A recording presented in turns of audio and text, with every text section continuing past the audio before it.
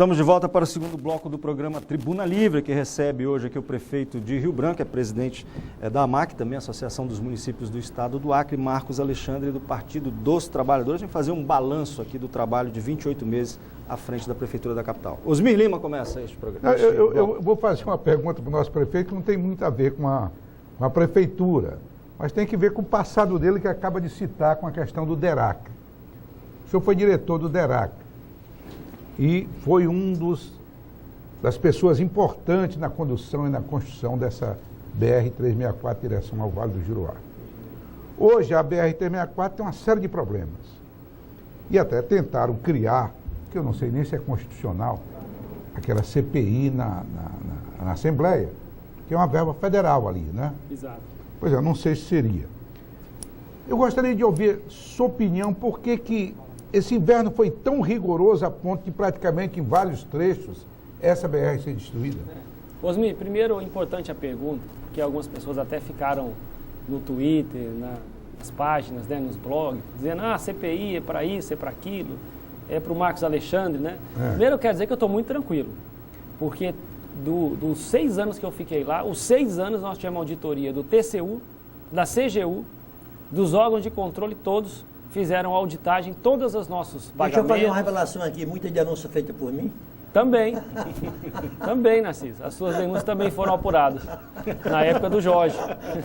Que eu, quando cheguei, o Sérgio era ex-diretor e as denúncias estavam sendo apuradas. E eu fui lá também dar as explicações.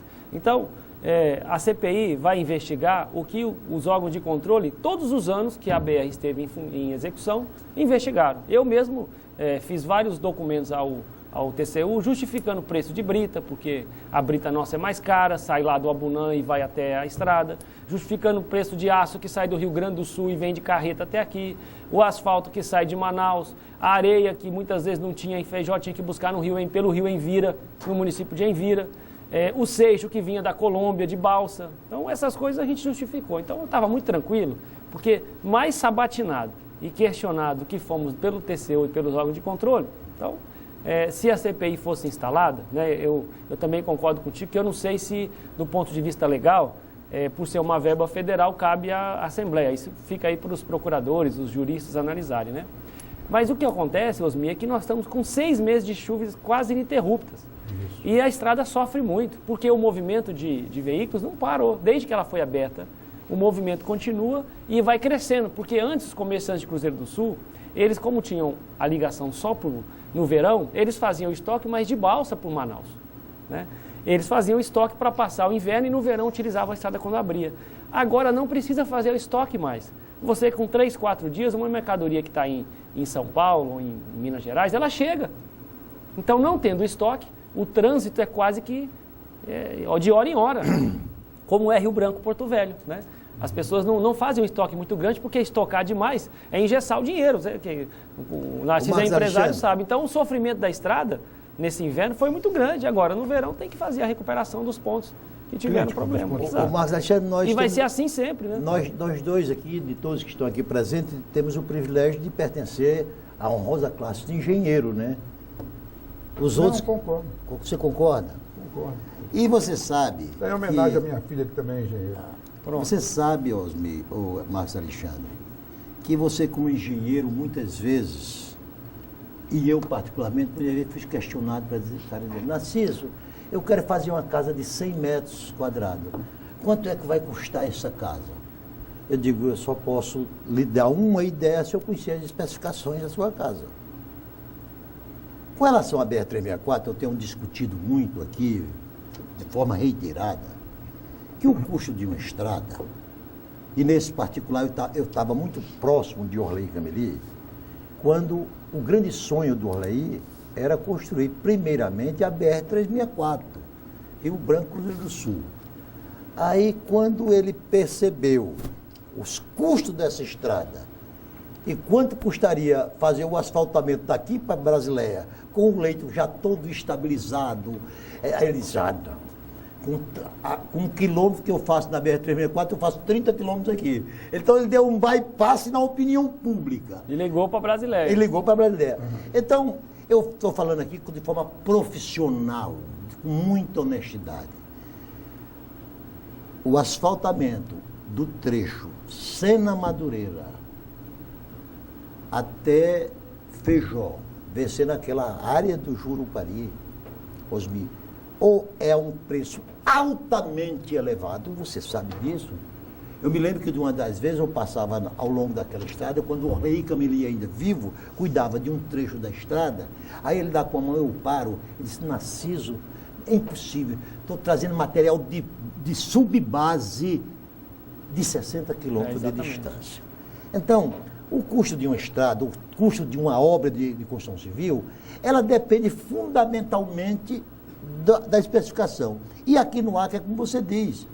Ora, se você traz um saco, se um saco de cimento chega aqui numa obra por R$33 o saco, e esse mesmo saco de cimento custa R$11 em São Paulo, um metro de brita custa aqui R$200 em São Paulo. Custa 80, né? 80. É claro que o custo dessa obra então, Narciso, desculpa, não vamos fazer debate entre nós dois, não. Mas, quer dizer que, então, as tuas críticas do passado eram políticas só, então? Tinha um pouco de veneno pelo meio. Agora, sobre essas críticas, eu vou responder aqui a provocação dele. Eu nunca fiz uma denúncia jurídica. A minha denúncia era sempre política. Vamos ter o cartão aí. Hein? Prefeito. Quero fazer essa pergunta. Você pergunta, então? Eu passo para você fazer essa pergunta. Eu sou um entusiasta da ideia da Zona Azul, já falei isso no Boa Noite, quando nós tivemos a oportunidade de conversar, prefeito, sobre esse assunto, e continuo mais ainda vendo os resultados que isso trouxe para a facilidade para quem vai ao centro da cidade, alguns locais também ali perto do mercado, vai ter na estação experimental também, não é isso? E eu fico impressionado com agora a facilidade que a gente tem para estacionar. Prefeito, isso resolveu o problema? Olha, Quibaldo, ajudou muito, né? Porque o objetivo da área azul é democratizar o espaço. É área azul ou zona azul, prefeito? A gente chama de área azul, zona azul, é o nome... o nome certo é estacionamento rotativo, né? Ele é um estacionamento rotativo. O que ocorre é o esforço... Meu, aqui tá aí o cartãozinho, né? Mostrar aqui. O esforço nosso, que é o meu, Quibaldo, é de democratizar a vaga. E a gente teve um debate com os funcionários públicos, Narciso, principalmente porque as pessoas deixavam o veículo lá às 7 da manhã e ele tirava às 6 da tarde. E uma vaga toda ficava para um único carro. Estava privatizada ali, né? Praticamente. Os espaços públicos, né? E o comerciante já não estava desenvolvendo tanto porque o cliente não ia, não tem um estacional, eu não vou para o centro. E o centro tem a OCA, tem vários bancos, vários serviços, muito comércio, espaço público que precisa a pessoa visitar uma secretaria da Fazenda e ela não tinha onde estacionar. Então, claro que houve um desconforto no começo, né? A gente teve um trabalho com os flanelinhas. Nós temos hoje mais de 60 flanelinhas fazendo curso de capacitação, recebendo a bolsa de R$600. Eu quero agradecer aqui o Senai, o IE, o SESI, todos os parceiros do Sistema S, o SESC, que estão ajudando nesse trabalho. Mas o esforço foi abrir vaga. Hoje você pode chegar a qualquer horário do dia no centro da cidade, na Epaminondas Jácome, ali na Rui Barbosa. Você pode chegar em qualquer uma dessas ruas do centro e você encontra uma vaga para estacionar. Claro que nós estamos numa fase de adaptação, né? Tem cidades que têm a Zona Azul há 20, 30 anos. Rio Branco está agora com alguns meses, né? Mas eu tenho certeza que com o passar do tempo as pessoas vão entender que esse esforço foi para criar uma rotatividade, democratizar a vaga do centro. Eu daria um ligeiro depoimento. Eu estou extremamente satisfeito com essa Zona Azul. De primeiro, eu não ia ao centro da cidade. Não ia. Eu mandava alguém, um filho, um neto, qualquer coisa assim, para ir lá. Hoje eu já consigo ir porque tem um lugar para estacionar de forma rotativa. R$1 a hora, nem R$1, né? Eu uso o meu cartãozinho que eu mostrei aqui. Eu compro cartão R$20, Narciso. Tu não usa porque tem motorista. Né? Aí ele não usa o... Mas os donos da loja não estão preocupados com você, não, que você também não vai comprar nada nas lojas, né? De vaca, hein? Mas, prefeito, nós temos um problema fundamental nos municípios. Você que dirige a Associação dos Municípios do Acre, deve ter visto a situação de quase todas as prefeituras do interior do estado. Como é que está essa discussão do Pacto Federativo? O que é que as prefeituras vão levar para Brasília como reivindicação? Uma coisa é certa, não é possível continuar com a concentração de recursos no poder central. Os estados estão empobrecidos e os municípios brasileiros ficando cada vez mais miseráveis. Vai chegar um ponto, Narciso, nós discutimos sobre isso, de que não vão ter dinheiro para pagar a folha de pagamento, se continuar dessa forma. O que tem sido discutido sobre isso? Vamos pegar o exemplo de Rio Branco, Narciso. Rio Branco tem quase 400 mil habitantes. Metade da população. A metade da população. O orçamento nosso anual é de 500 milhões. Até centro do estado. É 10% do estado, que é de 5 bilhões, e tem a população do estado, mas a metade está em Rio Branco. Então, é uma conta que não fecha. E quando a gente olha para o interior, municípios como Manuel Albano, Sena Madureira, Brasileia, eles não têm a receita própria ainda. É muito pequena a receita própria.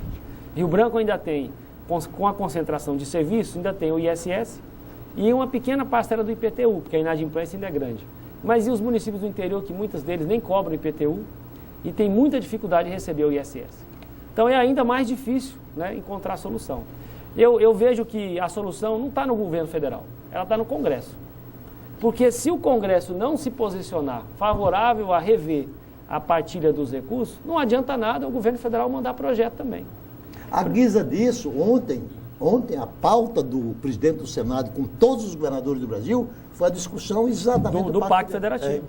Porque também os estados estão cobrando que a União faz o seguinte, ela, por exemplo, a prefeitura abre um CRAS, Centro de Referência e Assistência Social. Aí a gente gasta R$100 com o CRAS, por exemplo, ela passa 40.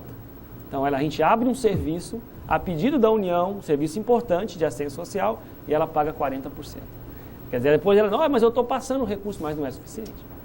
O recurso que a gente recebe, por exemplo, para a educação, da merenda, não paga 50% da merenda, que a gente recebe proporcional ao número de alunos. Então, há uma concentração muito grande de receitas da União e uma descentralização ou um repasse que é inferior ao tamanho da atribuição dos municípios. Vai ter o encontro semana que vem dos prefeitos, houve um encontro com os governadores, então tem que ter o apoio da Câmara e do Congresso, do Senado. Se não tiver, não adianta. Ano passado tinha uma discussão, Narciso, de aumentar para mais 2% o repasse, porque nós recebemos 23,5% do IPI e do Imposto de Renda. Só foi aprovado 0,5% esse ano. Então esse ano vai para 24% e o ano que vem vai aumentar mais 0,5%. Então ainda foi dividido em 2 anos aqui, Bal. O prefeito que chega em Brasília chega com o Pires na mão. Essa é a verdade. E ainda tem, né, Marcos Alexandre? Vamos chamar, eu não sei se o termo é adequado, ainda tem a malandragem contábil, né? Porque você sabe que se a repartição do bolo tributário se desse em relação a todos os tributos, mas aí o governo federal ainda se dá ao desplante de tirar as contribuições da divisão do bolo, né? O que torna cada vez mais a repartição mais injusta, né? Cidade que está bem passa... hoje, Desculpe. Cidade que está bem hoje é cidade litorânea que tem royalties do petróleo. Mossoró, por exemplo. Que tem um recurso que é extraordinário. Cidade que tem recursos minerais, então onde tem extração mineral. Cidade que tem as hidrelétricas, que aí também tem um imposto de serviço alto. Fora isso, está todo mundo, Osmi, numa dificuldade muito grande. Eu quero aproveitar o tema, Osmi. Sei que você vai fazer perguntas sobre outro tema. Não, é sobre o mesmo tema. Sobre o mesmo tema, mas deixa eu fazer logo a minha. Então, existe, o senhor já falou sobre isso, vamos dizer assim, uma inequivalência ou uma disparidade entre o número de moradores do estado que vivem na capital e a receita de Rio Branco. Pergunto, o senhor já respondeu parte da minha pergunta, que era se daria para viver só com os repasses federais. Esse é um agravante. O atenuante é ser parceiro do governo. Sem o governo como parceiro, daria para governar? É muito difícil. Fica ainda mais difícil, porque o governador é o parceiro de todas as horas. A gente tem aqui, por exemplo, em Rio Branco, um regime de colaboração na saúde, de parceria. Nós temos médicos cedidos pelo Estado que nos ajudam a completar a rede física, a rede de atendimento municipal. Nós temos parceria na educação, nós temos parceria na infraestrutura, nós temos, por exemplo, a Via Chico Mendes, Amadeu Barbosa, o anel viário, que estão na área urbana do município, são mantidos ou pelo governo ou pelo DENIT. Isso nos ajuda, porque Rio Branco tem 800 quilômetros de rua, né, Cícero? 800 quilômetros. Nós temos de rodovias estaduais pouco mais de 300. Então o governador é um grande parceiro nosso. Eu tenho certeza que sem o apoio do governo, ou ficaria difícil ou quase impossível. Mas com o apoio a gente consegue equilibrar, né, a conta aquilo que falta para o município, o Estado nos ajuda. No momento atual, está todo mundo com dificuldade. Por isso que os governadores foram reunir com o presidente do Senado e da Câmara. Então, os governos estão passando por dificuldades pela concentração de receita da União. Mas a parceria ela é muito importante. Eu tenho só que agradecer ao governador. Prefeito, ainda continuando dentro desse tema aí do Pacto Federativo, inúmeras reuniões já foram feitas, mobilização de prefeitos. Eu não sei se isso tem avançado muito. No passado, nós tivemos a emenda Passos Porto, não é isso? Foi redentora, né? Foi a redentora dos estados e dos municípios. Não seria o caso agora, nessa visita de vocês a Brasília, de todos os prefeitos, de tentar criar uma nova emenda Passos Porto em questão de urgência, que aí sim o Congresso pode fazer isso. O Senado e Câmara, colocar em urgência uma emenda, mesmo dentro desse processo de ajuste fiscal do governo federal, mas seria importante uma emenda hoje para resolver de urgência os problemas enfrentados pelas prefeituras e o governo. Osmi, seria muito importante, mas eu não acredito que isso entre na pauta agora, porque o Congresso vem nesse primeiro semestre discutindo a reforma política, que não encontrou ainda consenso, vem discutindo... E o tempo vai passando... O tempo está passando, porque depois de setembro já não vale para o ano que vem, né? Vem discutindo o ajuste fiscal, era para ter sido votada essa semana a questão da folha de pagamentos, as exonerações ficaram para junho. Então, cada vez que adia a discussão do ajuste fiscal, 12 meses para frente para ter resultado. Então, eu não vejo na pauta do Congresso atual condição de incluir, a não ser que os prefeitos, todos reunidos, com a força dos seus representantes, que são os deputados e senadores, consigam colocar isso na pauta lá, vamos dizer assim, furar algum bloqueio que tem da pauta que está lá, que é o caso do ajuste fiscal e da reforma política. Mas, sendo pé no chão, eu acho que, nesse momento, o Congresso deve estar focado na reforma política por conta de setembro. Se não votar até setembro, não vale para o ano que vem. Por exemplo, as coligações, está em discussão, aprovou no Senado, mas não votou na Câmara. O relator da reforma política da Câmara já mudou o relatório 8 vezes. Quer dizer, não tem consenso. E isso vai se prolongar até setembro. E o ajuste fiscal, eu não sei, vocês estiveram lá, pode me dizer se até que votassem não tranca a pauta, porque são medidas provisórias, né? Então, enquanto não votar a MP, a pauta fica trancada. Então, eu não acredito muito em resultado a curto prazo, não. Eu vi o relator da reforma da política dizer que reuniu com os 22 líderes dos 28 partidos com representação na Câmara dos Deputados, cada um trazia uma reforma política diferente. Não tem consenso. Quer dizer, então quando isto acontece, essas divergências contribuirão, até porque a reforma política já esteve muito mais perto de ser feita do que na situação atual, e não foi feita. Mas, Marcos Alexandre... Narciso, nós vamos fazer mais um intervalo comercial, sua pergunta fica para depois. Daqui a pouquinho a gente volta. Por favor, não saia daí.